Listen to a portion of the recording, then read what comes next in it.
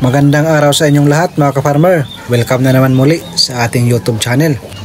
Samahan nyo akong ipakita ang ating mga alaga dito lang sa ating likod bahay at magkwentuhan tungkol sa ating mga alaga kung papaano ang pag-uumpisa, papaano ang pag-aalaga ng ating mga alaga dito na inyong mga makikita.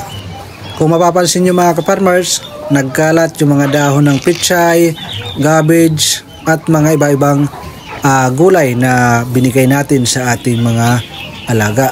So kaninang umaga mga ka-farmers, pumunta tayo ng merkado para magkulikta. Yung iba binibinta na 20 ang isang supot, pero yung iba binibigay lang mga ka-farmers. Ayan. Para sa ating mga ka-farmers, nagtatanong kung saan tayo kumukuha ng mga ganitong mga patapon na ng mga gulay. Pag kayo ay masipag, punta lang kayo sa merkado mga alas 4 o alas 5 ng umaga. Napakarami doon mga ka-farmers. Kung ikaw ay pala kaibigan, pwedeng ibigay lang. Yung iba nagbebenta, nakabalot na, pero marami-rami naman. So 20-20 bawat balot. Pero pag palagi ka ng suki nila, pwedeng ibigay lang sa iyo. Depende sa iyong diskarte. At pagdating naman dito sa ating terrace, ayan, tanaw natin sa baba, ayan yung ating likuran, ay mayroon tayo dito nakalagay na incubator. So magkakarga po tayo ngayon ng mga itlog. Ayan po ay itlog ng mga pabo. Ayan, dami niyan. Pero mayroon din mga itlog ng mga RIR mga ka-farmers. At kung mapapansin nyo, mayroon mga sulat ang bawat itlog. Yan po ay palatandaan para alam natin kung kailan sila mapipisa. At pag lumampas na yan sa 1 month ay siguradong na yan, sira. Nagiging bugok na yan mga ka-farmers. So kailangan sulatan natin yan para matandaan natin kung kailan natin pinasok ang mga itlog. So ayan dami ng itlog ng ating pabo. So pinaparami talaga natin ang ating mga pabo kasi para sa akin nakakatanggal ng stress at para sa akin ang ganda kasi ng pabo kasi malaki ang karne at hindi lang sa malaki, maganda ang presyo kamo ng karne ng pabo. At kung napapansin nyo, mayroon tayo ditong napisa na black astrolop at mayroong isang RIR chicken. So ayan, kunin natin yan mamaya. Ilalagay natin doon sa my box na mayroong ilaw. Kasi pagkatanggal natin dito sa ating incubator is lalagay naman natin sa box na mayroong pang ilaw. Yung hindi pa siya masyadong exposed sa hangin. Kasi kailangan mainitan pa yung ating sisiyo para hindi magkasakit at hindi pa yan matibay sa malamig. Kailangan mainit pa yung kanyang titirahan.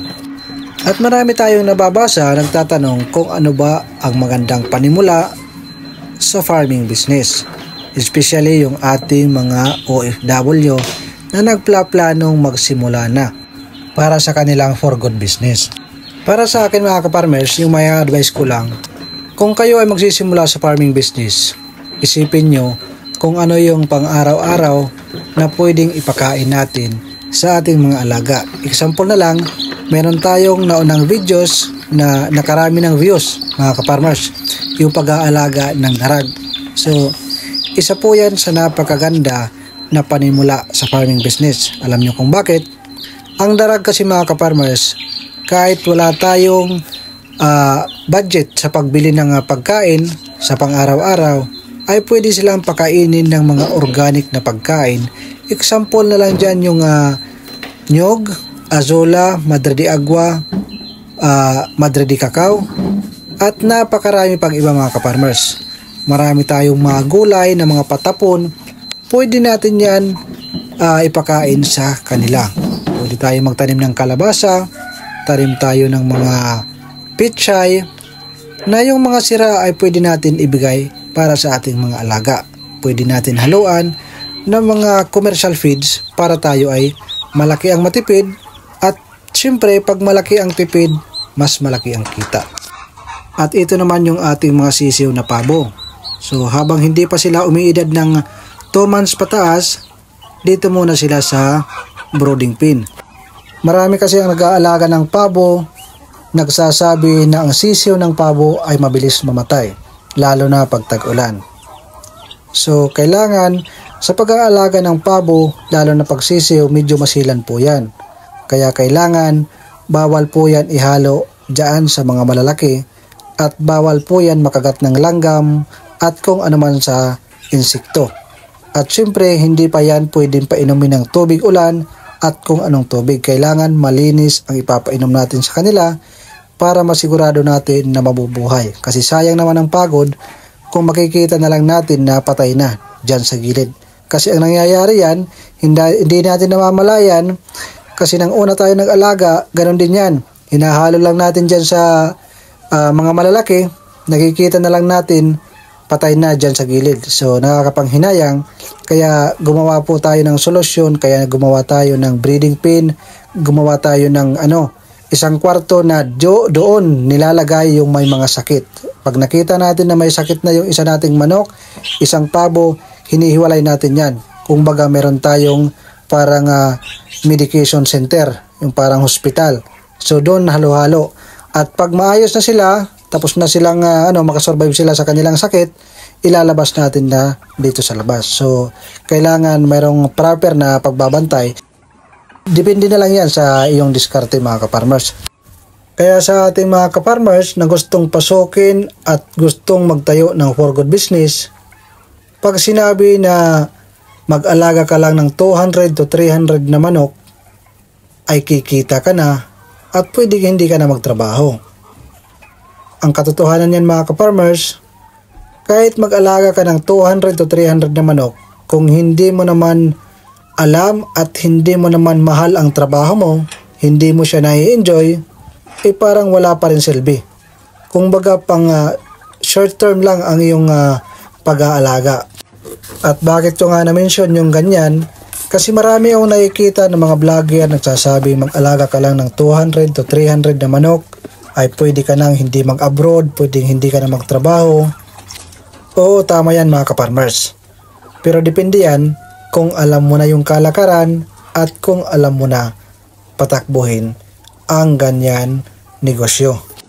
Kasi kung papasok ka ng ganito, kailangan pag-aralan mo yung iyong marketing strategy.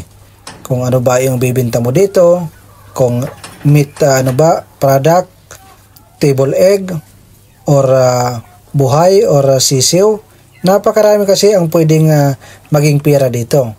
Kaya kailangan natin pag-aralan at syempre maging sabay tayo sa uso sa market ngayon na kailangan palagi tayong active pagdating sa social media. At kailangan talaga mahal natin yung ating ginagawa. Kasi mahirap kung nakita mo lang yung isang video at na-overwhelm ka lang na malaki ang kita, ay maaaring madali kang magsawa sa iyong pinasok na negosyo. Ang pinaka-importante, kailangan mahal mo yung iyong mga manok kasi pag ganyan yung iyong nakikita, parang nakakatanggal ng stress. Parang pet na rin ang kanila, touring mo sa kanila. So napakasarap sa pakiramdam na pag bibisit natin sa ating farm, sa ating backyard, pag nakikita natin na marami yung ating alaga, ay para bang natatanggal yung ating stress. Kahit hindi muna natin iniisip yung kikitain natin dito, ay talagang napakasarap sa pakiramdam mga ka-farmers. So ito po yung nagpapatanggal sa atin ng stress. Yan. So kung makikita nyo, itong dalawa natin na gansa, sa una nating video, yung mga nauna pa, sisiw pa lang yan. Pero ngayon, ang bilis nilang lumaki. So sinanay kasi natin sila na palaging hinahawakan at palaging pinapaliguan, kaya ganun na lang sila nakabait sa atin. Sanay silang hinahawakan at dyan sa aking harapan is mayroon silang liguan. So dyan sila palaging naliligo. Ang sarap nilang tingnan. Ang ganda nito kasi pag mayroong tao, ang ingay, parang aso din.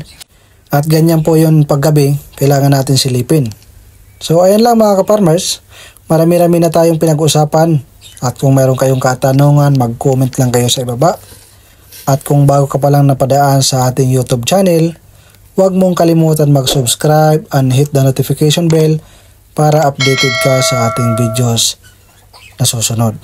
Maraming salamat mga ka-farmers sa iyong pagsama sa akin at God bless po sa atin. Sama-sama po tayong umunlad sa farming business. So enjoy lang po natin ang ating pag-aalaga.